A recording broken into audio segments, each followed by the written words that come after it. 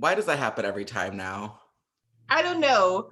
I was watching the playback last week a little bit, and like the audience can't hear it, so we just sit here for like a second hearing a weird Zoom thing that when it gets uploaded, no one else gets to hear. So And now we're talking about something that no one else is going to hear either. This is fun. All right, everybody. I'm Molly the maid. That's it. And I'm sitting on a secret. It's anal beads. Mason.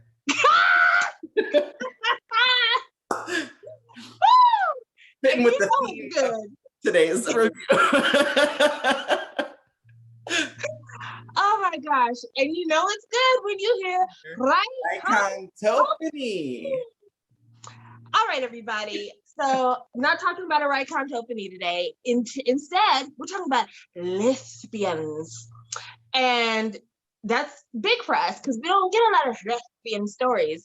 Mm-hmm. But we're going to Korea this time for a critically acclaimed film called The Handmaiden. And Mason, I'll let you give a synopsis because I'm not good at those. You are amazing at them. It is, well, thank you. It is, what is it, the 1930s or 40s? I feel like it must be the 30s because the whole world was in World War II in the 40s. Okay. So it's 1930s Korea. Japan has pretty much taken over. It's not great. And this poor Korean girl who basically grew up as like a thief gets assigned to swindle this very rich, just like this rich Japanese lady, I guess, and just try and steal her money. And so they go to the mansion. She strikes a deal with like some baron guy, and they try and swindle this lady out of her millions of dollars. That is it. And I feel good. A lot happens after that. I feel like watching this movie made Parasite less precious for me. Why? Because I feel like one of the things I really appreciated about Parasite is how I didn't see any of what happened in like the 2/3 of the later part of the movie from the first. Like when I watched it, I remember thinking like everything has changed. Like I'm watching a totally different movie than what we started with. Uh-huh. And a lot of the beats on this movie reminded me very much of Parasite, even though it's a different director, cast, everything. But like the way like you come into the movie in one section and you kind of go through an entire act, and then like everything you thought you knew gets taken apart and it becomes a different story. I mean, it's not to the extremes that Parasite does, but it very much makes me feel like that must be like a tenet of Korean story making. Yeah, it definitely has to be, at least modern Korean storytelling. Hear about like older Korean films. Right. Another thing that I feel like we're really at a disadvantage of when it comes to watching this, and I think a layer that is missing for us is the fact that we're not Korean. I don't know if you could tell. And we didn't grow up learning a lot about Korean history, especially the Japanese occupation and the impact that that had on Korea. I fully never knew that had happened until college, and a friend told me because she's Korean. She was like, oh yeah, my grandma knows Japanese. And I was like, interesting. She's like, yeah, well, she was there during Japan's occupancy of Korea. And I was like, what are you talking about?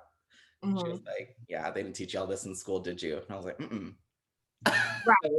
Like I only knew about it because my grandfather served in the Korean War because I'm a super old bitch. And so my grandfather's even older. God rest his soul. And he served in Korea during the Korean War. But yeah, that's not a part of history that we learn about. And it's really funny too, because America loves World War II. Like it is like our whole kink. Their entire channel is dedicated to like the planes of World War II and the uniforms of World War II. And like ask any like elderly white man about their thoughts about World War II and you could sit around all day. Like they love World War II. Elderly white men or any Jewish woman. Yes. My mom, she is a good American Jew. That woman has seen every World War II and Holocaust documentary you could imagine. All of them. Yeah. So, I mean, in America, there's definitely a fetish for World War II, but it's very much from the side of the Europeans. Like America could really give a fuck about what happened in Africa during World War II, what happened on many Asian countries, like the land in World War II. We don't really talk about that. In fact, the most we really talk about when it comes to Asia and World War II is we talk about the bombing of Pearl Harbor and the 2 nuclear bombs we dropped in Japan. And that's it. Like, other than that, it's like you might, and kamikaze planes. People are really obsessed with kamikaze planes. Yeah. But outside of that, America doesn't really educate itself on conditions of the rest of the world because we're super selfish and self-involved. And this is the reason why the rest of the world hates us. So because of that, there's a lot of context that is lost for us in this movie because it has to do with the time of occupation. It has to do with like internal attitudes about the Japanese occupation of Korea. It has a lot to do with the opinions of Koreans about those Koreans who try to pass themselves off as Japanese or find Japanese culture to be superior. And it has a lot to do with like the desperation of those times. And when people talk about the desperation of those times, as I've gotten more into K-pop, I have looked up some of this stuff, and people were starving to death. They were starving to death, and they were subjected to the kind of cruelty that you hear about in America during slavery. Like just women for grabs, bought and sold as property, babies killed for no reason, like, you know, people having to make real selfish choice, like, which of my children am I willing to feed today? There's if you want to know more, there's a really great, I only know of it from like my American perspective, but there's a good book, at least in my opinion, it was good, called The Island of Sea Women by Lisa C. It came out a few years ago, and it's about Haenyeo, who are like, they like deep sea dive and pick up clams and stuff like that, living on Jeju Island during Japanese occupancy, and just like the real fucked up shit that they had to go through to survive. Right. And I mean, there's a lot of YouTube content about it, and I highly recommend it because unfortunately we are at a time in history where the people who lived through that experience are dying off. For those of you who have a hard time contextualizing it, we're talking the 1940s, which is 80 years ago. And so anyone who was even an adult 80 years ago, they're dying off. The comfort women that people talk about from the World War II era, those women, I think there's like less than a handful of them left in the world. And the problem is, go ahead. Oh yeah, I was just gonna say, like, in Japan is like honestly trying to like erase all of their wrongdoings. Like, they just don't want any record of comfort women or things like that. They don't want to apologize. They just want people to pretend like that never happened, which is terrible. Their stance is these were prostitutes. They were not forced to have sexual encounters with people. That's what they chose to do. And if you look at the official records, they are listed as workers. They're not listed as comfort women. So it's like, what proof do you have other than the testimonies of these women? And there's a channel called Asian Boss that has a testimonial from one of the comfort women about how it ruined her life. You know, she escaped that occupation feeling like she was too dirty to ever have her own family, have her own kids, to subject a man to the awful legacy of what her body had been through. And because this is not a movie about World War II, but it definitely is a movie about like how the occupation made people resort to the absolute worst. Because, for instance, one of the main characters, the servant girl, her mother is hanged for stealing. She's hanged for stealing, which is a desperate act. Even if she was a career criminal, unless she got caught stealing someone's life, it's an inappropriate punishment for the crime. Right. And so when we first go into the movie, we see the main character leaving her home, and it starts actually with an act of terror. There are Japanese soldiers walking the streets, and you hear like a sword being pulled from a sheath and children running and screaming. So she's going away from her home, and her elderly family member is holding a baby. Everyone's holding babies and crying, and she's kissing the baby's heads, and she's going off into this new world. And because of the rain and kind of the way they're dressed, you can tell that she's coming from a place of complete poverty and just desperation.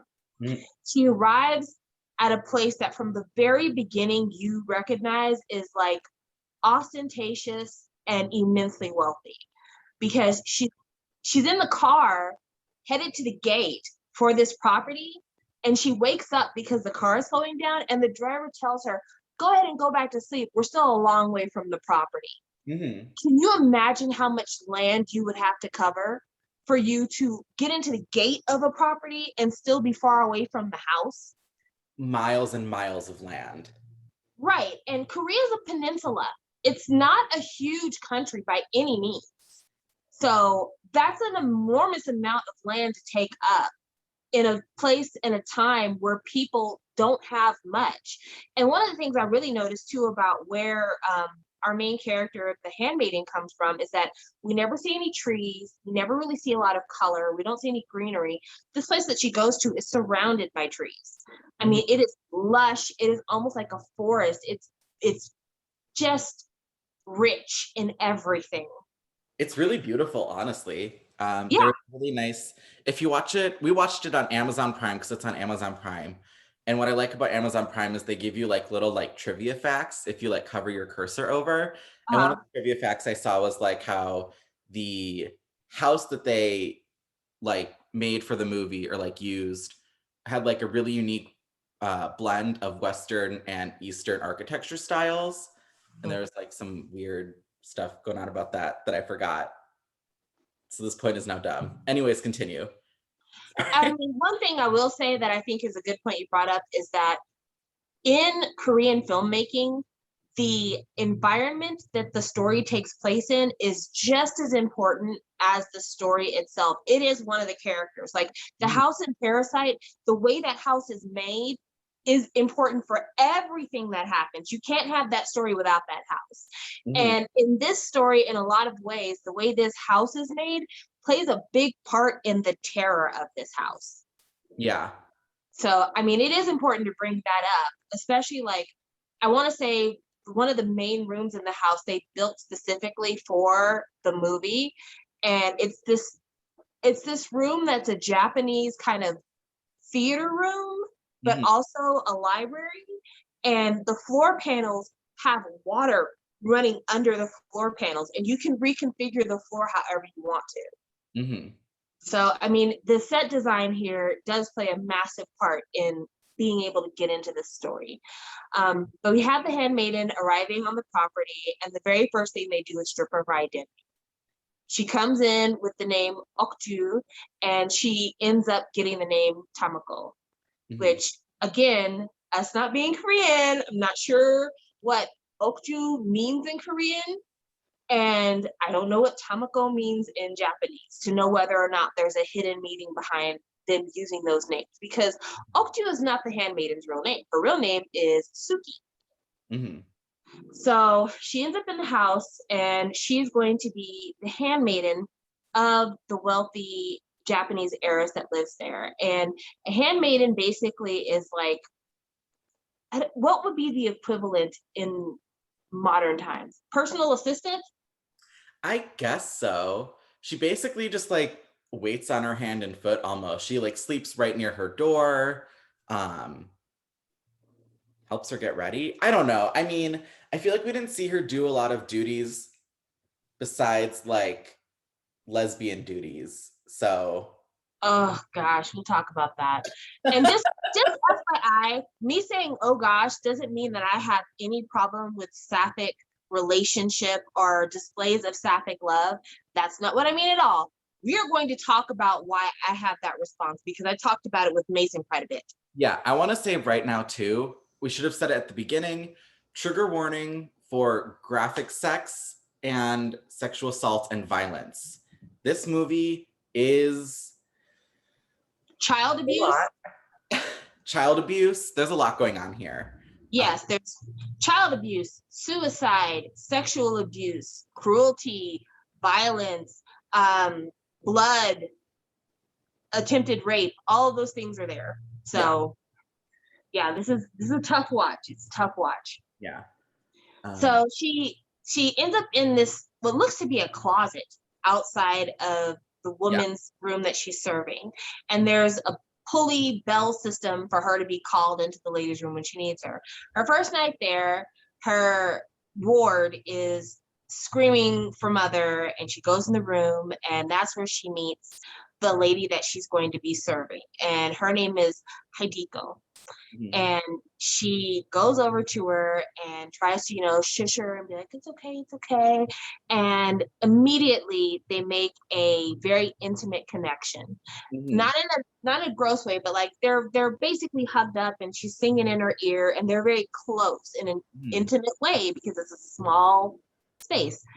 And this sets the tone for kind of the honey trap that is being played out, because what we don't know in the very beginning is that she is there for a very specific reason. Her specifically is there for a very specific reason. And that's when we get the kind of setup scene at Suki's aunt's house. Mhm.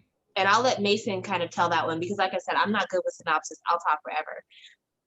Essentially, what happens is there's this Suki's family is connected to this wealthy. What was he? Was like a was he a count? Mm-hmm. The count, right? He's a, Yeah. and he is basically courting Lady Hideko right now, but he doesn't actually like love her. He just like wants the money. So he came up with a plan with Suki, and what he's gonna do is they're going to bring her in. He's gonna court her, and once they're engaged and married, he's gonna throw her in the loony bin, and Mm-hmm. then him and Suki are gonna take the money and bounce. That's the game And they came up with. Yeah. And this story, just because we didn't mention it earlier, the story for this movie is based off of a book from the 30s. And so this idea of marrying a woman and throwing her into the mental institution to take her money, that was something that was actively happening during that time. Because when you look back at kind of the attitudes when it comes to men, women, personal autonomy, women belong to their husbands. And if their husband said they were crazy, then they were crazy. And they didn't really have an avenue for combating that. So if you were a very devious person and you were trying to get over on somebody, once you marry a woman, all of her possessions become your possessions. And throwing her into the mental institution is a great way to get rid of a woman who's not complying to what you want, yet still you have utter control out of everything in the world that belonged to her. Right. So, I mean, it seems far-fetched that this would be something you could do, but it was something that was very prevalent at that time. Mm-hmm. Yeah, and like also you could be declared mentally ill at that time for many, many things. In fact, there was a women's hysteria syndrome that was very popular during that time, where it's like if a woman was known to be just a little too mouthy, a little too aggressive, it's like, oh, she suffers from hysteria. She Mm-hmm. needs to go and spend some time in the mental health institution. Right. The history of being a woman. Honestly, being like, if you're not, if you want to go back in time and you're anything but like a straight cis white male, it's not gonna be great. Like No, now not is at all. unfortunately still the best time for us all to be alive, and even then, the world's on fire and we're all gonna die soon. So Yeah, being a cis man in any country where you are the dominant race was the way to go, mhm. honestly. um Anything else, you it was fucked for you. It was fucked for you, and if it were a woman, it was especially fucked for you. Yeah. So Suki knows that she's a part of this plan to trick Hideko into falling in love with the Count so that he can carry out this nefarious plan of his. And unfortunately for Suki, she is having her own kind of awakening, if you will, while she's supposed to be helping Hideko have an awakening about her feelings for the Count. Mhm. And it starts with a scene that I was okay with. It was a scene where Lady Hibiko is taking a bath, and she complains about her tooth hurting. And she's like sitting there licking a lollipop. And I was like, well, girl, the sugar's what's making your tooth hurt. Anyway, she needs to have the sharp edge of her tooth filed down, which this is a time before dentistry was really as modernized as it is now. She probably had a cracked tooth that had a jagged edge, and that's what was happening with her. But as she's getting her tooth filed down, the way to do it is by taking a thimble, putting it on your finger, and sticking it into the person's mouth and filing down their tooth. Mm-hmm. And so she's like really in her face, filing down her tooth, breathing in her air, and she looks down and it's titties. And she starts like licking her lips and being like, that looks tasty. And homegirl in the bathtub is not really dissuading her attention, because she's like stroking her elbow and giving her the doe eye, letting her like, I'm just an innocent lamb with a nice rack. It's not my fault.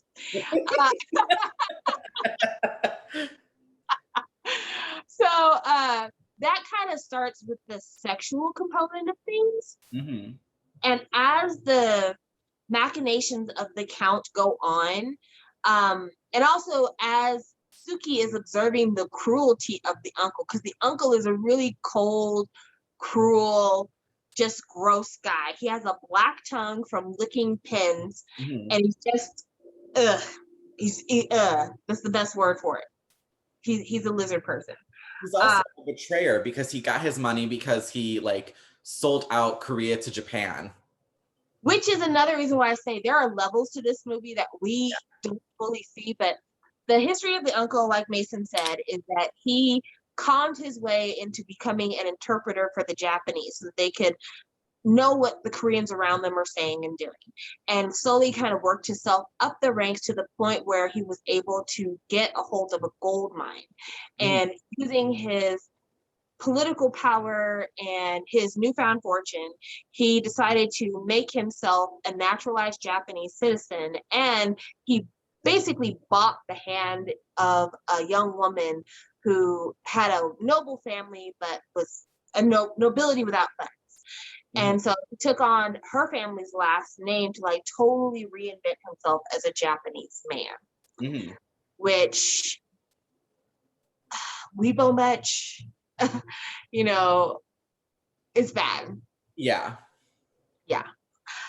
So the uncle's not nice. She hears the story from day one about how Lady Hibiko's aunt hung herself on the cherry tree outside of the window. And so like she just feels an immense amount of sympathy for this girl who has had no mother, who has had no real female guidance other than the servants around her, who has this super strict and seemingly cruel uncle, and who's now about to fall into the clutches of this count who only really wants to take her money and leave her in ruins. And so Suki, being a half decent person, just can't help but feel for Lady Hibiko. And that feeling then turns into a night of passion. And the first night of passion was a bit graphic, but I could deal. Because the first time they did this thing where they like licked a lollipop and smeared it on their lips to like kiss each other. Yeah. And it mirrored the scene in the bathtub, because it's like, I give you the candy to teach you that the bath time is sweet. Well, she's putting the candy on her lips to teach her that the kisses are sweet. And then it becomes more. And by the time the scene cuts off, you're pretty sure that cunnilingus is going to be performed. Oh yeah, isn't the last shot like Suki's like dead ass looking into her pussy like, oh my god, it's amazing, and then it like cuts out. She was literally vocalized that. She's like, it's so sweet and so tender and so juicy and so plump. And I'm like, girl, I'm sorry. I know it's because I grew up in a society where talking about genitals was frowned upon, but if it was anybody, it wouldn't matter who it was. If they were talking about my genitals like that, I would inch away from them as fast as possible and then lock myself in the bathroom. Because it just, it's too much. It's too much. I don't know. I mean, Lady Hibiko had never done anything, so maybe she's like happy to know that she's got a nice wop. I guess. I don't know. I'm also like the kind of person, much like Mason, where hearing a bunch of compliments feels like, stop it. Are you going to kill me next? Mhm. So like having somebody with their face in my crotch talking about how good that WAP is looking, I'm sorry. That's not my kink. I don't have a praise kink in that way. So after this, it becomes harder and harder for Suki to go through with the plan because she's tasted the forbidden fruits. She's gotten her heart involved, and she just is really not feeling what the Count wants to do. But at the same time, she's like, it has to be done. I am a desperate person, and I cannot back out of this plan because it's not about how I feel about this woman. It's also about the fact that I've got a family and a bunch of babies waiting at home for me, and I've got to bring this back for them. So she goes through with the plan, and she is playing maid with Hibiko, which is something that they did before the sex scene, where Hibiko said, "Put on my beautiful clothes and feel what it feels like. You look just like a lady, like me." Mhm. So they get to Japan. The uncle leaves to go check on the gold mines, and that's when Hibiko is convinced to run away with the Count and marry him, because Suki, when asked if she loves Hibiko, can't really commit to it. And when they get to Japan after the marriage ceremony and the diversioning portion of the evening, she dresses in the ladies' clothes because that's what they did back in Korea. And the people from the mental clinic come through to interview Suki about Hibiko, and she's telling them what she was taught to say. You know, my lady is confused. She is having weird thoughts. She needs to be put in a place where no one can harm her and she can't harm herself. Well, it turns out that we have a little twist, a little double backstabbing, because when they Mhm. get to the mental hospital with her dressed in her Japanese finery, they're like, "You're actually Lady Hibiko, Suki, and we're gonna put you in the mental hospital, and your girl over there, who's the lowly Korean maid, she's about to be free." Haha. And that's where the first act ends. Right. And then Act 2 picks up with the past. So it basically tells us like Hideko's backstory. We learn what her readings are because we know that she does these readings for her uncle and that they're very strenuous on her, but it's Oh never, no, we didn't talk about the uncle and his book fetish. huh? We didn't talk about the uncle and his book fetish. Yeah, I was about to get into it. Yeah. Yeah. So essentially, the uncle likes to read like very old erotica. And apparently the stuff that they were reading in the movie was like real erotica, like real famous erotica from China and Japan and around the world, which is interesting. I remember watching that part of the movie and thinking, so this is why there's vending machines with used panties. This Oh, is cultural. damn, it went all the way down. It's like, why are there vending machines with panties in Japan? And it's like, well, in the 1930s, you would not believe. Really, like, we This talk is, about hentai and Buddha and that kind of stuff. Like it has a tradition. yes.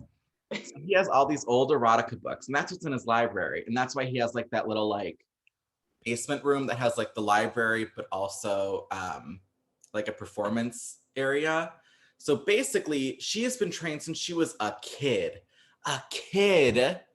to read erotica for pervy older men. And her aunt did it before her. So her aunt used to do it, and then her aunt and uncle would teach her how to do it. And if she didn't do it right, they would like hit her with metal balls. So she has been physically and mentally and probably sexually abused since she was a child. And it's the 30s, so therapy is not going to help her, unfortunately.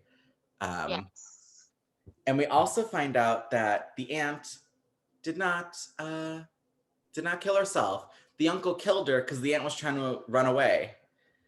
So the uncle kills her with like this intricate like pulley system and then like stages her hanging on the tree. Yeah, yeah. There's an implication that the octopus sex that we read about in so much hentai Mhm. might have actually happened to the aunt before her demise, Yeah. which is diabolical. and horrible. And it's some freaky shit. oh yeah, absolutely, absolutely. And also there's an implication there as well, because the aunt dies when the niece is probably, I would say maybe 11 or 12, if I had to guess. That means that once the aunt died, somebody had to do these book readings. There were grown men showing up to the uncle's house, listening to a 12-year-old, 13, 14, 15-year-old read about erect penises and smooth pussies and just every nasty thing you could think of. And that's not even including the puppet show that accompanies these readings. There's a scene where Lady Hideko like actually reads a story, and you're like, first of all, the fact that the actress got through this with a straight face, like, kudos to you.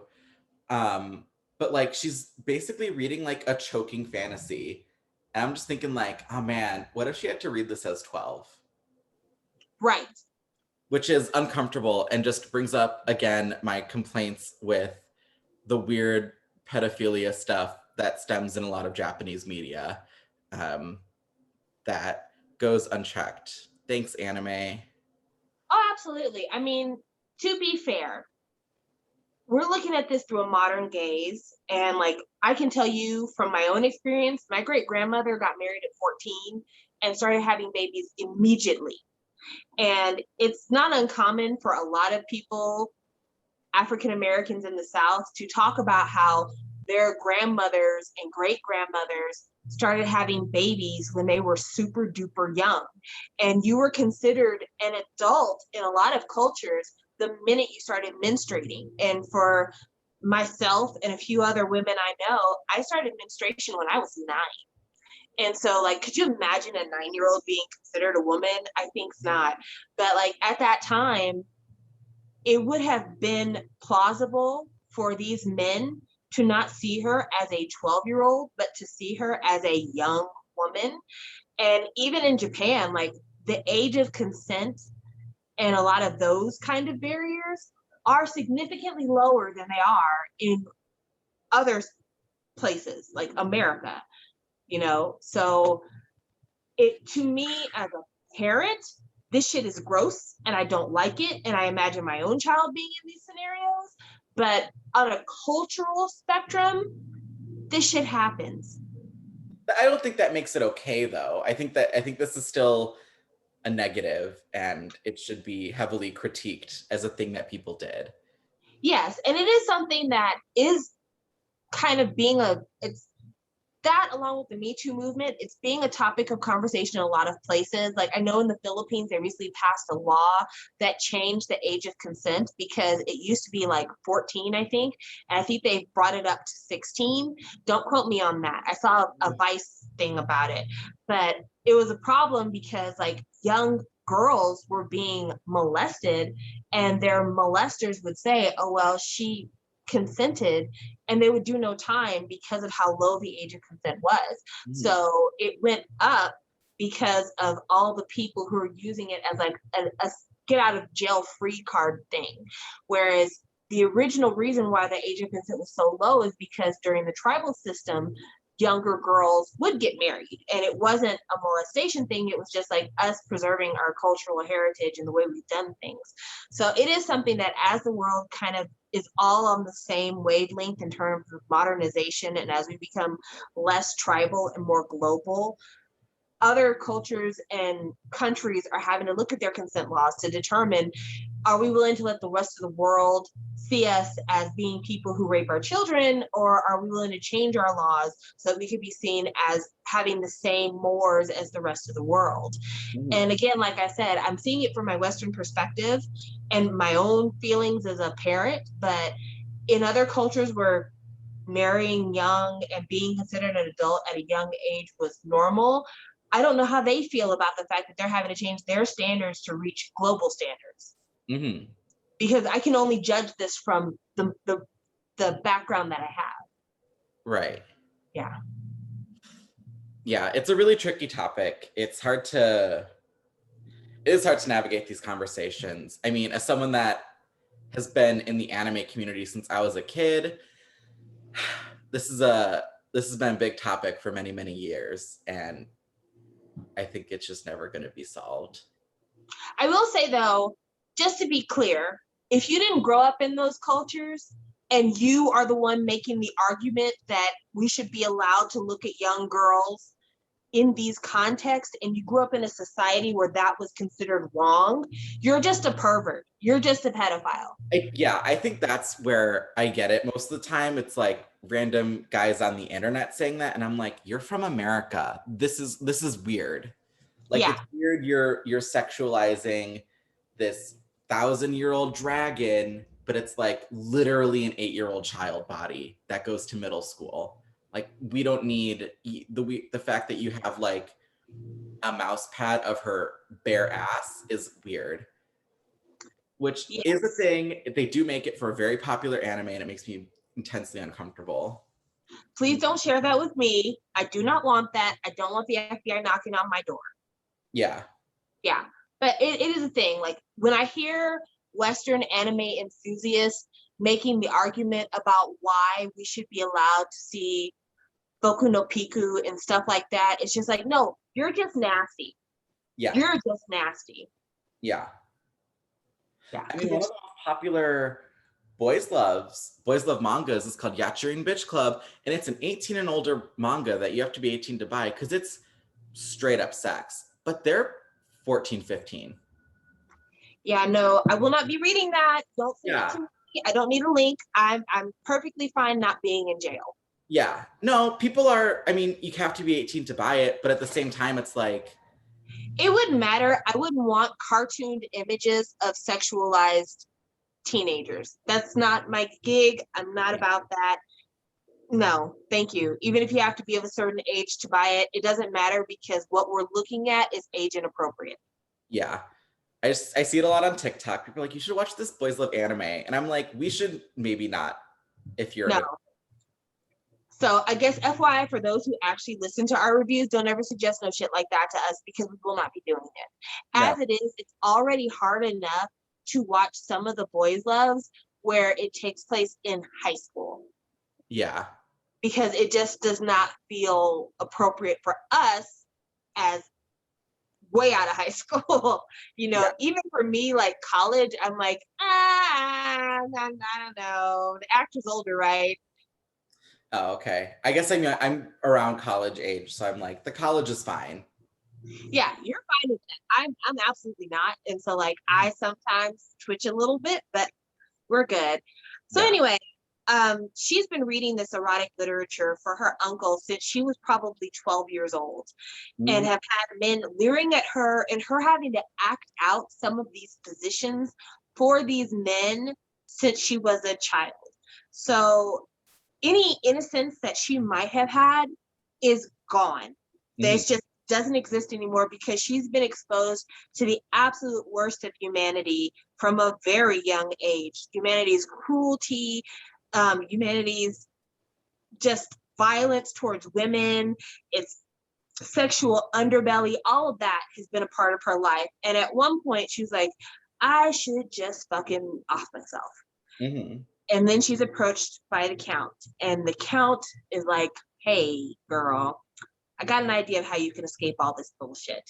And that's when together they concoct a plan to hire a maid to believe that she's a part of one plan, while really it's a setup for them to commit her to the mental hospital, and then they can abscond with the inheritance, split it 50-50, and go about their merry way. I also find it really creepy that the count like went to one of her readings and like was very into it, so to speak. He's like, oh man, this shit's hot. I guess it's fucked up though. I don't know. I guess I'll get her out of it. It's like, I'm assuming that this is the closest that anyone at that time could come to porn without engaging in prostitution. Yeah. Because how else would you get to have like scripted sexuality other than reading? And then like with her acting it out and saying it, like that's as close to porn as you can get without seeing like actual people having sex. So I guess that's the reason why it just stuck out so much in his mind. But yeah, yeah, the Count, we don't like the Count either. There's very few likable people in this whole thing.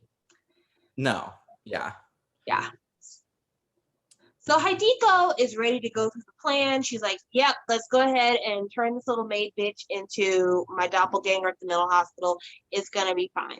But as things go on, and I guess she realizes how much she has in common with Suki and just like what an actual tender-hearted person Suki is, even though she's being a part of this con, it's very difficult for her to continue with things the way they are. And so she tells herself, okay, I'm going to look for one sign from her to show me that maybe I shouldn't do this to her. So she gives her kind of a test. And the test is, I'm going to ask you if I should marry the Count.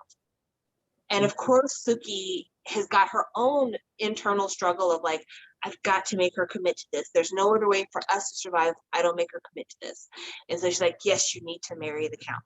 And she's like, okay, this bitch is lying to me too. Everyone in my life is bullshit. Get the fuck out.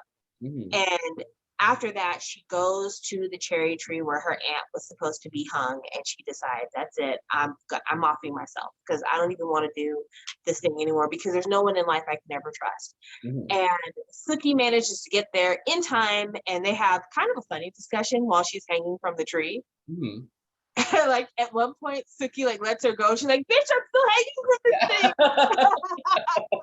thing." Well, because Hideko's like, oh yeah, by the way, we're two-timing you. So right. So go ahead. Yeah, they like kind of confess their love for each other. They're like, oh my gosh, no, these fucking men. You know what? What if we got rid of the men? So then we start entering Act 3, which is when the women decide, fuck these men. We're gonna go off and be lesbians and be rich elsewhere. Which sounds like Twitter today. Yeah. Goals. Also, I grazed over it because I didn't really want to talk about it, but let's go ahead and talk about it. When we do Hibiko's flashback, we get to see an extended version of the sex scene between her and Suki. I saw everything except for the clam strips. The entire seafood buffet was there. I remember watching it, and then I went to my best friend. She's a lesbian, and I asked her, and I was like, Melissa, I had no idea that scissoring was real. I thought it was fake. She's like, no one fucking scissors, Mason. And I'm like, what do you mean? I just saw it in this Korean movie. And she's like, what the fuck are you watching? And I'm like, I don't know. I thought, and then that's how it was done. Oh, because they're full scissoring each other. Oh, like legs being held and like literally this perspective you're getting of me on the camera. We get that perspective, but sans clothing. Like, and it's so graphic that they basically like made them have sex. Like the two women fucked on screen. There's no way that their genitals didn't touch each other because there are no thong lines, there are no panty lines. Like there. Yeah, I don't know how they filmed this scene without like actual like. And they do like genuinely suck each other's titties. Yeah. So it's like what a time. I was also surprised this was honestly, I didn't know when I saw this movie when it came out, and I didn't know it was a lesbian movie because I'm like, I literally just thought it was like just the regular plot of like, she's gonna swindle this lady, and that's what this movie's about. I didn't know about the erotica, I didn't know about the lesbianism, so boy was I in for it. yeah. Because I was like, oh, Korea's kind of a conservative country, like I didn't even like cross my mind that they'd be having like graphic sex with like this big Korean. This was big in Korea. This is a really popular movie, and they won a bunch of awards for it in Korea, I believe. And it boosted the profile of Suki. I don't remember the actress's name, but this was like her her breakout role. And I was like, damn, what the fuck's going on here?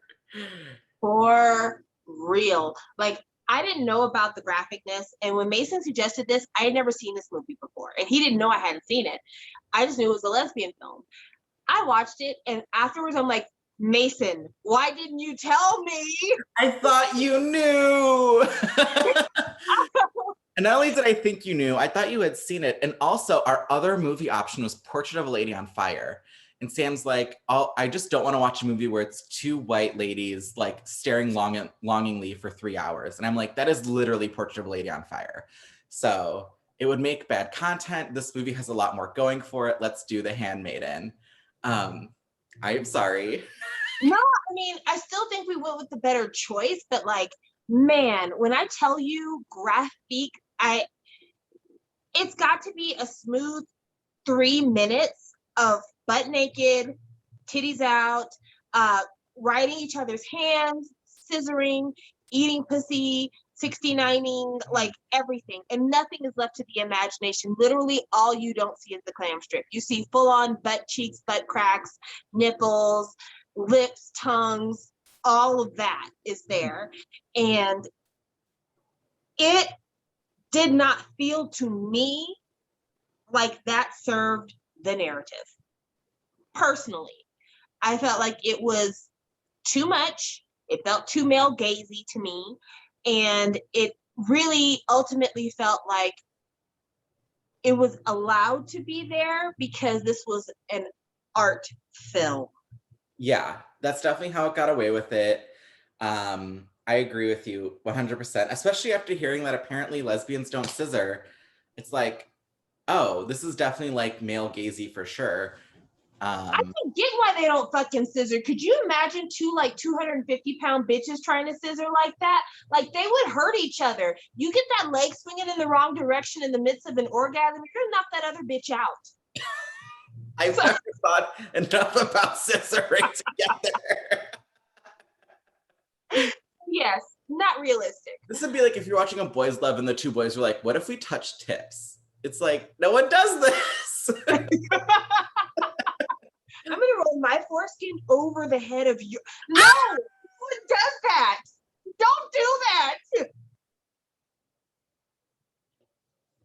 I need a 5-hour nap after this.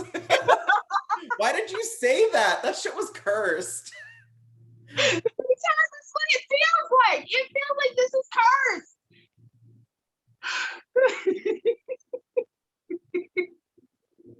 I've also read that in a fan fiction before, for real. What fan fiction? Who the fuck's writing this fan fiction? Straight women who don't have enough real sex. No, I need to know what fan fiction this was. Like, what was the ship? It was a BTS ship. Oh, come on now. It was probably Jimin and Jungkook, probably. But yeah, it was a BTS ship. Damn. I don't know. YouTube's gonna strike the channel down for this. They'll be like, delete. Not I even think they called it like just turtlenecking or something.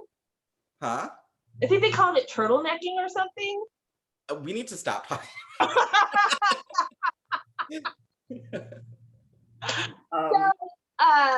They went ahead and they go through with the whole plan to like go with the count to Japan. They go through with everything. And then we find out like the night that the lady Hibiko's virginity was taken, she actually like just fingered herself and then cut herself to give like the virginity blood, which by the way, just FYI, if there's any straight men or straight women watching, virginity is a construct. Most women, their hymens dissolve over time. And also, if you ride bicycles, if you do sports, if you're athletic, your hymen will rupture naturally.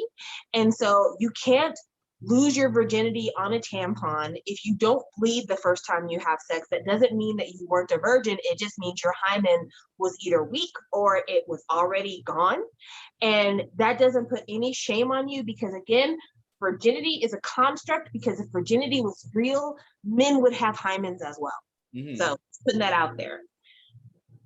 So yeah, they get to Japan and they go through with the commitment. And this is where we get to the kind of Parasite-ish part of the movie. They had a plan after Suki goes into the mental hospital. Because I remember watching it thinking, well, okay, you went through that, but girl, how you gonna get her out? Because this mental hospital looks like a fortress. It's like one of them tall stone buildings with like really high windows with lots of bars, and just, it doesn't look like a place you can get out of. Well, before they went to Japan, Suki wrote her aunt and her other like con men cousins and said, hey, I've got an assignment for us. I need you guys to pull through. Well, they managed to get somehow infiltrated into the mental hospital. They set that bitch on fire, and they're able to get her out of there. And she ends up going to a hotel and like hiding out while Hibiko gets with the Count and is like, you know, after going through all this with you, I really feel like we understand each other. I feel like we're on another level in terms of you and I and us being, you know, partners in crime. I'd like to make us partners in love. Here, drink this wine. And of course, the Count is despicable. He's absolutely awful. We find out that the Count is not even a real Count. He is also very much like the uncle. He was a Korean soldier who found out about the uncle's story and him selling these books and needing a forger. And that's when he like trained himself over years to pull off this con. So probably back when Hibiko was 12 or 13 is when he found out about this. And for years he trained himself to like learn how to do art forgeries, to set up his whole background story. Like he had a guy that he worked for that gave him a nice suit, and that's what caused him to be able to pass himself off the very first time and like learn where his tells were, where he gave himself away in bad breeding, and to fix all of those things.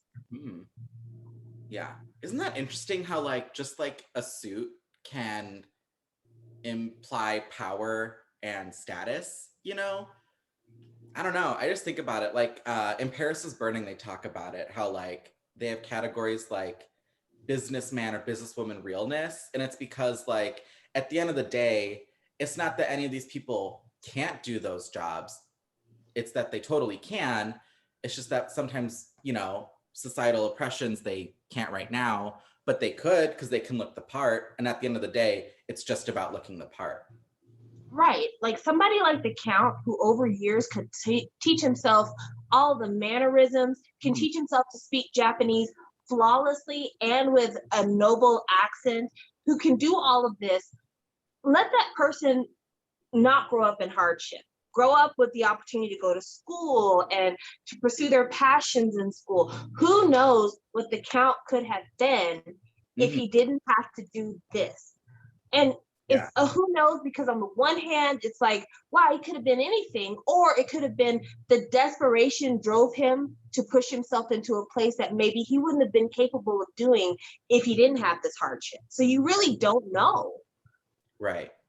But the Count confesses to Hibiko while they're getting ready to make love that after hearing her read, he fell in love with the character she played while she was reading, and he wants to basically have sex with her the way that the male character has sex with the female character in this erotic story, which Mason told you guys before, it's a choking fantasy. And he says something that made me so angry, because it absolutely is the way that men have felt about women when it comes to sexuality. He's like, the more it hurts for you, the better. Yeah. Because as a woman, you're not meant to take pleasure in this. This is for my pleasure. And the more you seem uncomfortable and like you don't like this, the more it makes me know that I'm doing a good job and that you are a pure woman, because hoes like sex. Pure women like yourself are totally turned off by it and just like totally, can't believe you're doing this to me. Which says a lot. It says a lot about kind of like the aggressive tone that Hibiko took in bed with Suki, and how it's totally different than the kind of sex that men expect to have with her. But it also says a lot about the fact that like, even with the Count, who trusts her enough to pull off this very complicated scheme that takes a lot of acting and everything else, that he still is like, we have very defined roles in bed. Your role is to take it and my role is to give it. And like, this is a woman who helped you pull off a massive con. yet and still she has no equality in the bedroom. No. Yeah. So she drugs him with the wine. He drinks the wine. She actually at one point like puts it in her mouth and spits it in his mouth. He gets drugged. She manages to take all of the inheritance money that he had gotten out when they got married, and she runs off to be with Suki. Also, she contacted her uncle to let him know where she was, because what we didn't talk about is the fact that after her aunt died, her uncle had made a plan to marry Hibiko and use her fortune to buy the erotic library of a noble French man. Yeah. All for some fucking naughty books. I mean, when I say fuck out of here. Yeah. And there's a scene that we also skipped over in our mini diversions, where as Suki and Hibiko are running away from the uncle's home, they go to the library. And Suki had never seen what Hibiko was reading. She knew Hibiko would read, but she never knew what it was. I guess she thought it was like, you know, Moby Dick, The Grapes of Wrath. You know, long ago in the land far. Like, I don't know what she thought this girl was reading, Cinderella.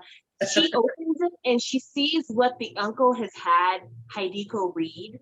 And when she sees it, she goes off because she understands, like, you've been reading for your uncle for years, since you were a kid. And you being this kind, sweet person, being subjected to this filth is beyond. And so they take a lot of these like super precious, old, like immensely valuable pieces of erotica. Yeah. And they remove the floor panels. Because remember we had said earlier how there's water running under the floor. And they start throwing these shits in the water. Because once you throw them in the water, they're damaged. And then just to put the apple on top, they pour ink in the water to make sure that even if you get them bitches out, none of the images will be readable because it's filled with ink. So like the uncle being notified of where his niece is, he's ready for revenge. And so he shows up at the hotel where the count has been drugged, and the count is on the ground with his pants off, nice ass cheeks, by the way. And I feel good to say this about the count because he's a jerk, even though for the actor, I'm sorry, I'm objectifying you. Anyway, they pick the count up off the floor and they drag him back to the uncle's place. And that's when we get to spend a little bit more time in the basement where the octopus is. And the count had asked at one point when him and the uncle were talking, he's like, you have one of the world's best book collections, but none of your bookmaking stuff is up here. Where is it? And he's like, oh, I keep it in the basement. And that's because the bookmaking paraphernalia is like really cruel instruments of torture. Yeah. Yeah. Not meant to be, but like, you know, if you need a page to fit a certain size, you want to slice off the excess, you can also use that to slice off fingers. Also, I don't know if anybody peeped this, but there were like penises in jars behind them.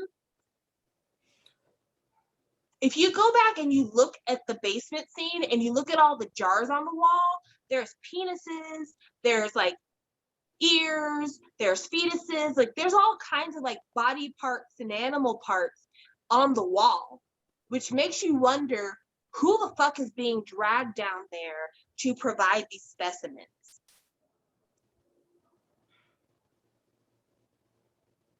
Yeah, the uncle's a real pervert. So he cuts off one of the fingers of the count because, of course, you know, he's got to torture him because you caused me to lose my erotic book collection when them two bitches destroyed my stuff. And also I lost my niece and her money, which was going to help me buy more pornography. So I need to punish you. So they're in the midst of this torture. And the uncle is like, I want you to tell me about what it was like to deflower my niece, because I was going to do it myself, but since you got to do it, tell me, did she scream? Did she like it? Did you shove it in there? Did she bleed a lot? And this is a really weird part because we get an insight into the count. And even though we find the Count despicable because of, you know, the fact that he was going to go ahead and turn Suki into the mental hospital and never look back. We get to see that, like, in his own way, he was completely enamored of Hibiko. Granted, he didn't know her, but he was like, you know, if she had agreed to be my wife for real, I would have been happy being her husband. Mm. And we would have had a real marriage.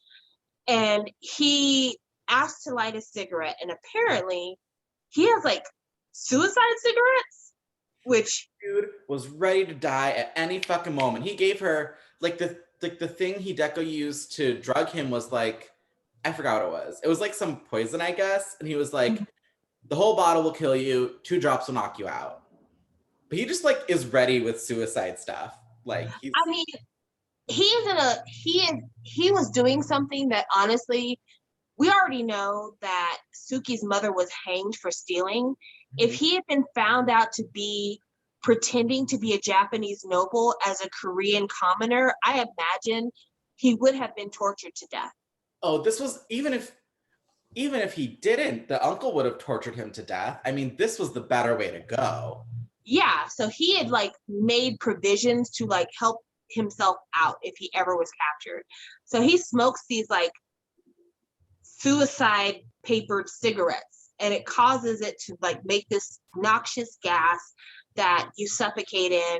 When it enters your lungs, you can't breathe, and it kills you.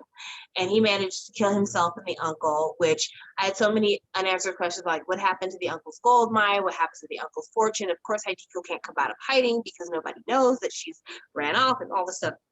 This is just Samantha being more in the story. But then we get a final kind of epilogue to the story where Hibiko and Suki are on the boat because the uncle had sent men to find them, but Hibiko dressed up as a man and got on the boat because nobody knows what Suki looks like because she's a housemaid. Nobody cares what she looks like. Yeah. They get on the boat and it's like happily ever after. We're sailing off. Don't know where we're going in the world, but it's me and you together, babe. They get into their hotel room. They share a fun kiss, and all's well that ends well until the fucking beads come out, the Benoit balls, and here we are, fucking Suki and Hibiko on the couch, butt naked, sucking on each other's Benoit balls and taking them out their mouths and shoving them up each other's pussy and fingering each other until the very end of the movie. And it's just like, was that necessary? Right? I don't understand why this movie had to end on a graphic sex scene.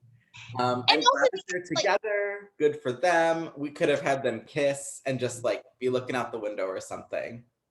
Especially because so much of the torture related to the uncle was about sexual perversion and how sexuality is twisted into something that's gross and, you know, punishing and objectifying and all these other negatives. And we finally see that defeated, and then we come right back to fucking Benoit balls and pussy. And I just don't understand why the director felt like that was the coda to end things on. I don't know. Maybe he thought maybe he was trying to show like good, pure sex, like sex out of love. I don't know. It wasn't even in a bed. It was on the couch on a really uncomfortable looking settee. I mean, it was like a stylish couch, so like I get it. I don't know. It looked aesthetic, so I get it for like a movie.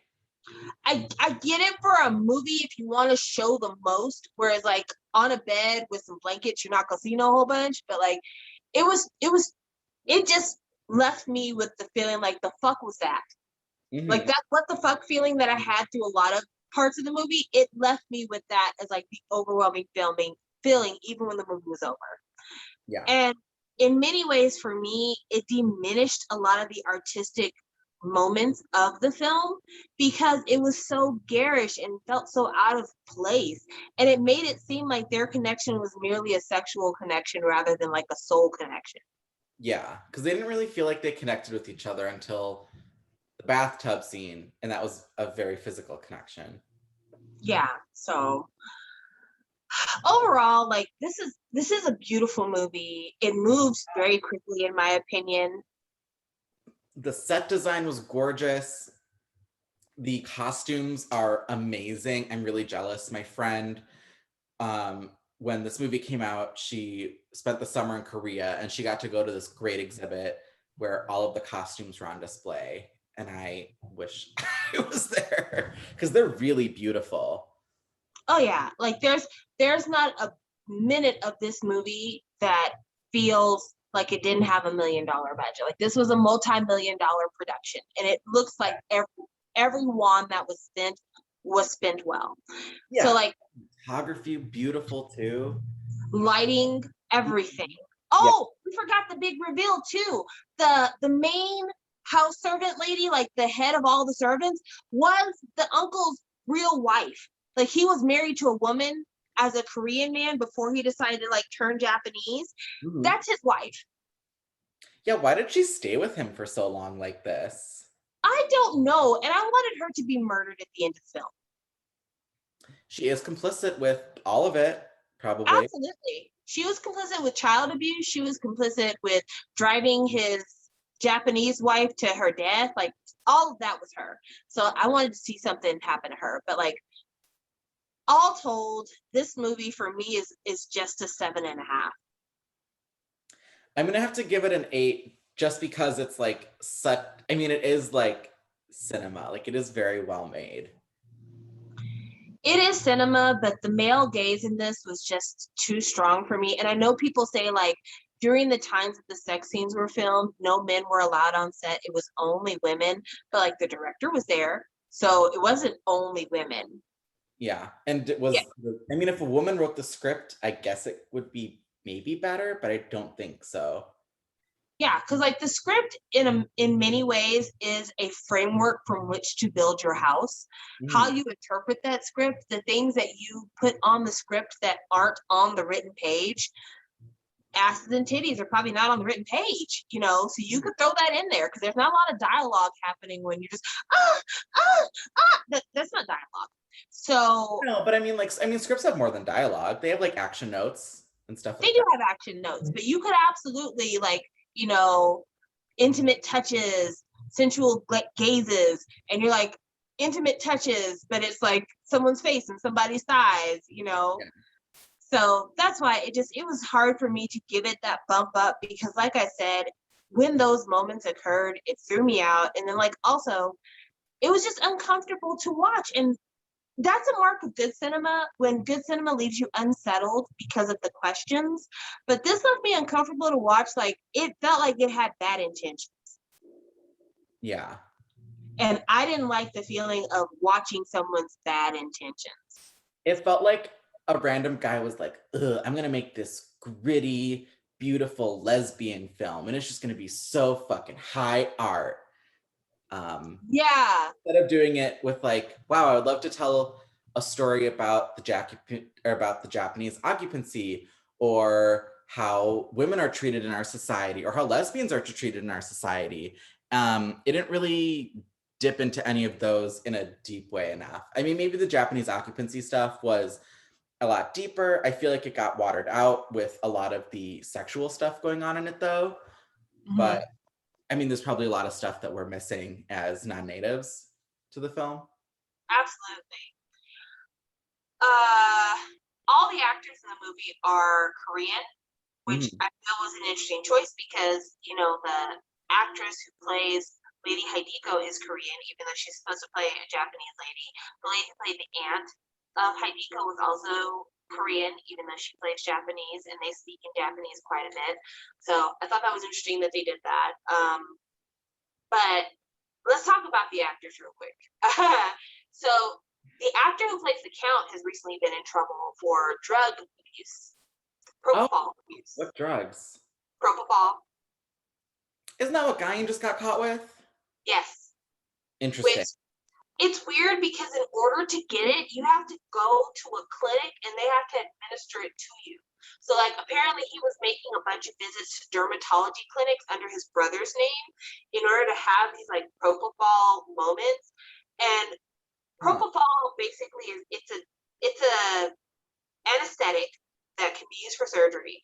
And like knocks you out. But the reason why people go and get it done is because if you're like a celebrity and you're really, really tired and you've been working a lot, it like lets you go into a deep sleep really quickly. And so for people who are tired, it's a thing that they use to help them sleep. Mm-hmm. And that's where the abuse comes from, because it's not like they necessarily need it in order to get like laser skin tightening, but they ask for it in order to get that benefit while they're getting this small dermatology thing done. So he's been in trouble for that recently. And then the actress who plays Hibiko, she has been in trouble recently. Well, I wouldn't say trouble, but she's had her image kind of tarnished recently because she, after this movie, began a series of collaborations with a director, a very famous director in Korea. I think at one point he's even won like a Palme d'Or. Like he's really well known. And this director's married.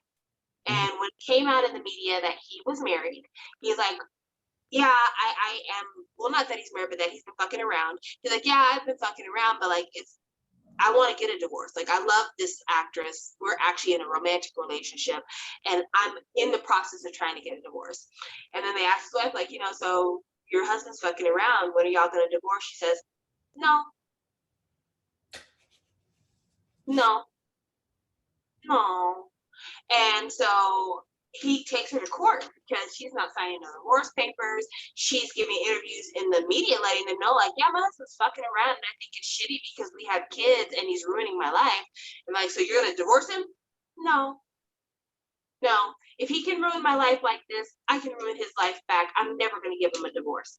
You can cheat on me as much as you want to. I want every woman you're ever with to recognize, no matter what they do, they'll never be your wife until they pry that roll from my cold dead hands. Damn. And so for like the last 4, almost 5 years, he's been with this actress and she's been doing nothing but movies for him. Like she doesn't do movies with anybody else, but like kind of because her reputation is shit because she's known in Korea as the other woman. Mm-hmm. But yeah, like he basically has been carrying on this many years long affair with the actress who plays Hibiko, and she has been willing to like not move on with her life because his wife is never going to give him a divorce. Well, there's a lot going on here. Yeah. I mean, yeah, I don't know how I feel about this. I feel two ways. On the one hand, as a woman who's been married before, I can understand your desire for vengeance. I can understand like the bitterness. But doesn't that, I don't think that'll help the wife. I think, wouldn't divorcing him, taking half his money, and then like finding someone better, be happier for her. B, I think there's a weird like forcing someone to stay married with you. It's not taking, I don't know if I would call it like taking away like body autonomy, but there is something like just not quite right about that to me. Even if he did hurt her and cheated on her, like that just seems yeah, I don't know. I don't know how I feel about that. I feel many ways about it. I feel like for the wife, maybe the problem is that she doesn't feel like she'll be able to move on. Maybe she feels like I'm an older woman, I'll never find another husband, I might not get half of his assets, it's going to diminish my quality of life, it's going to affect our children, and so I feel better just staying in this sham of a marriage to make sure if all of my time that I spent on you is wasted, then you have to deal with this as well. So on the one hand, like I said, I get the vengeance aspect of it. But on the other hand, and this is kind of going back to what we were talking about last week, sometimes the cheating isn't necessarily about trying to be cruel to the other person, but sometimes it's about like realizing something about yourself and where you are in life that has changed from where you were before. Because it doesn't sound like he's just sleeping with any and everyone who's available. It sounds like he's pretty committed to this lady. And maybe it's because, much like Ted in I Promise You the Moon, he wanted somebody who shared his profession and shared, his creative process. Because this actress has been in a ton of his movies since they got together. So like they really are longtime collaborators. But at the same time, it's hard to make an honest parting when you decide to have two things at once. Right. It would have been one thing if he had begged his wife for a divorce because he realized their marriage wasn't working out, but getting caught cheating and then asking for a divorce, it kind of feels like you would have lied to me forever if I had never caught on. Mm-hmm. And that's not a great feeling for anybody to have to deal with. So Right. it's a messy situation all around. And as for the actress, like, girl, you could do better. I realize that like your career is kind of messed up because this all got found out, but like you could still find your way out of this situation. You don't have to be a branded lady. You definitely don't have to stay with this guy if you don't want to. Right. Because he's also like an older guy too. I want to say he's in his 50s and she's in her early 30s. Right. So, which is another reason why the wife might be like, who else am I gonna go with? I'm in my 50s. I'm not even looking for a man anymore. Right. Yeah. Okay. So that was a talk there. I don't have an Instagram of the day because only one character in this movie has an Instagram. I just want to talk about a couple of little things. One thing is that when I was looking up the actress who played Hibiko as a child, she's 16 now. And there was an article that came out almost like 4 years ago when she was 12. And the article was on Koreaboo, I think. And it was like, she might be the next great Korean beauty actress. And I found that to be super gross because, like, I don't think that we need to be looking at 12-year-olds talking about you're going to be so fine when you grow up. Mm-hmm. It just, So I wanted to talk about that real quick. We just did that. And then I wanted to talk about Saint. Saints Up? Yeah. Okay. So last day of Pride Month, Saint posts a Instagram post where it seems like Saint has come out of the closet. Yeah. If he didn't, what was the post about then? I don't It was know. very like, it was like a Rachel Maddow quote about like the best part of coming out is being happy or shit. I don't fucking know. Like the best part of coming out is that you no longer have to tell people who you are. Yeah. Yeah. And it's like, so are you telling us who you are? I hope so. I mean, good for him. I feel like it's nice that we have a top BL actor like have a coming out, you know? So question, is Saint a top BL actor? He was in 2 big shows. Yeah, he was. I feel like though that like at least for me, I feel this last year we haven't heard anything from him. No, but I would say he has a huge following still. Oh yeah, he's still like So I think plus. I think that's worth it. Yeah. But like, yeah. I think it does bring up the conversation about like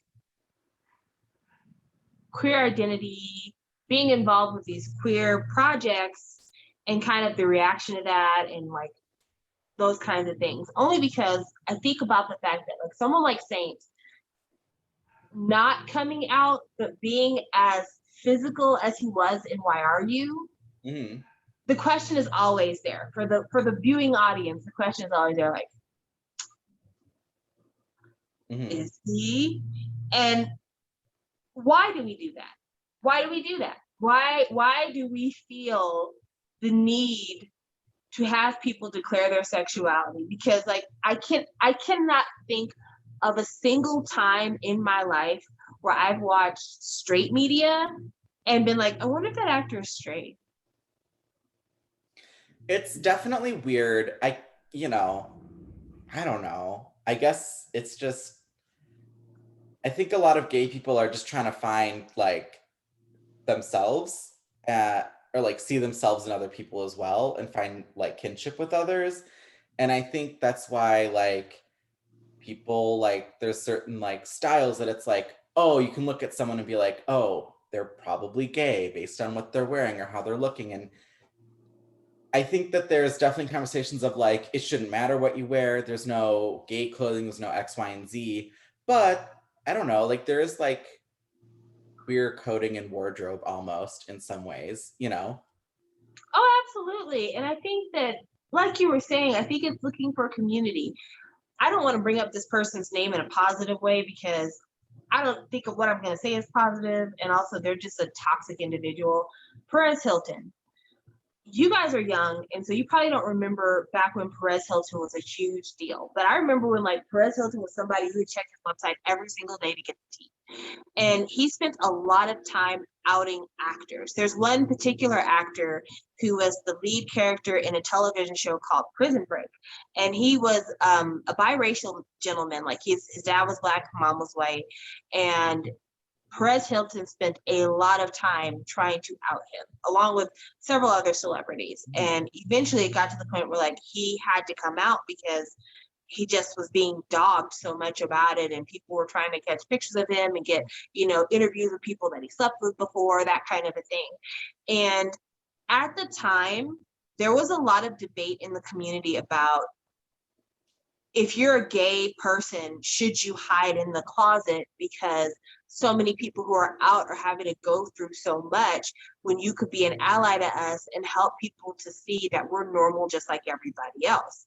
But then there was this other debate that became more prominent over the last few years about safety, which should have always been a part of it, but was never really a part, because instead of people looking at it as a matter of safety, they looked at it as a matter of cowardice. And you know, now we recognize that, like, even as progressive as we think that society is, people are still being killed in honor killings. People are still getting tossed out of their house. People are still being disowned by their families, their churches, their communities based on their sexuality. And, you know, while there is a desire for us to find our families, to find our communities, to see ourselves represented, at the same time, there is also this other idea of, it's not safe. I can lose everything I've built up. I might not actually see the positives of this. Would it be worth it to tank everything I've built up in order to be faced with discrimination by audience who claim to love me? And let's be really real.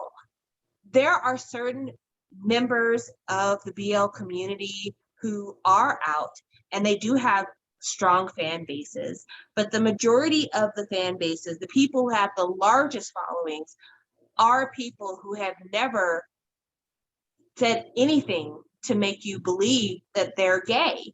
They've never indicated having attraction to boys or having dated men before or anything like that. Like Bright, Wynn, even Gunn, who, in my opinion, looks gay to me. Like I don't have strong gaydar, but like if somebody asked me, I would assume that Gunn was gay. If I saw Gunn walking down the street, I'd be like, a sister. And I'd be like, noted, you know. But he's never come out. He's never come out. Yeah. And that's up to him, you know. Singto, who I told Mason, Singto in my mind is canonically gay. Never come out. And so with that being said, it's just, how much actual allyship are we giving to make it safe for these people to come out? Right. I wonder if I definitely think it's part of the fans should be respectful. I think a lot of it being, I think there's still a lot of fangirls that do want to date these men and have attraction to them. And then once they find out that they're gay in real life, that kind of goes away a little bit, or it fetishizes them more. It goes either way. But I also think that the straight men that are a part of these boys' loves need to be doing their part. And that's why Max and Tull are like really great and perfect examples of that. I don't think either of them have ever come out. I don't really speculate about their sexuality, but I appreciate that every Pride they make multiple posts about how thankful they are to have been in these boys' loves, and so thankful for the gay community for embracing them in their shows and giving them a career. Like they're always speaking out in support, and it's great. It's great to see. And I think that's what the straight actors should be doing to make their queer cast members feel more comfortable. Because at the end of the day, these are queer shows. These are not shows for straight people. I mean, straight people can watch them for sure, but it's about queer people. And I think making the queer cast members feel comfortable is most important if you're a straight person being in these boys' loves. Yes. And to circle back to where we opened the conversation with Saint, it does, if Saint actually came out, if that's what that post was about, it does make you put a lot of the actions regarding his exit from Love by Chance into perspective. Because we've seen how the actors on the set of Love by Chance treat the out queer character in real life. Because we saw how they treated Kuhart and how utterly disgusting and gross they were. Yeah. And so you can imagine if Saint was out, or if certain people knew that Saint was gay, it would make absolute sense for Perth's manager to be like, oh, well, he sucked dick to get his roles, and he only got popular because he's sleeping with everybody behind the scenes. They probably felt comfortable to give that kind of attack on his character, because he would then have to address his sexuality, or he would have to ignore it completely. So you've attacked him in his Achilles heel, if you will. Yeah, which is shameful. It's real shameful for what they were doing. Yeah, it adds another layer to the shamefulness. Like Saint or not, I think he did pretty good both the shows he was in, and seems to be a hard worker. And I don't understand why he keeps getting shortcutted by everyone in the boys love industry. I don't know either. Like, Mason knows how I feel about Saint. Yeah. I feel like Saint does a good job in relation to the other actors in the properties he's been in. He's done a good job. Let's put it that way.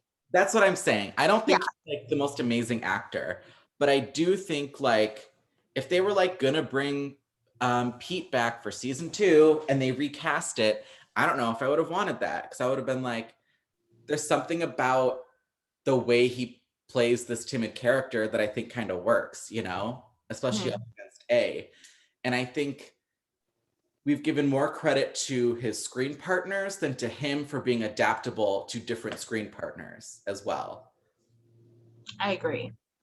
So yeah, it puts everything in perspective, and it's one of those times where I really, really hope that the industry tries to make strides to be corrected. I know that they're not going to, but especially in the case of the way that Saint's sexuality was weaponized against him during his departure from Love by Chance, and also the fact that, like, let's be honest and let's be real. 2 people who could have nipped this shit in the bud, both the director and the writer of Love by Chance, sat on their fucking hands and toes to make sure that they kept their mouth shut about this. And I really hope this is a time where Maine can maybe redeem her own character by speaking positively on Saint's behalf, where Pinu could speak positively about Saint on his behalf, and where maybe they can try to do what the cast of Gaia Subfollicula has done and rally around someone who's been the victim of sexual harassment. But that's asking a lot from some people who seem primarily motivated by the dollar. Yeah. Greed is truly the worst sin. It is. It is. The things that people will do because of greed don't ever stop. There's no low for the greedy. And that's why the world is burning. Thank you, capitalism. Yes, the Gulf of Mexico oil fires they're not a pleasant thing to see. No. It looks like the apocalypse. It does. But anyways, good chat. I'm glad you brought up Saint. I honestly didn't think you were going to.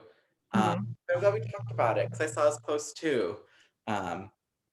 Yeah, and then I don't have a manga of the week, but for the next episode, we're going to be reviewing History 4.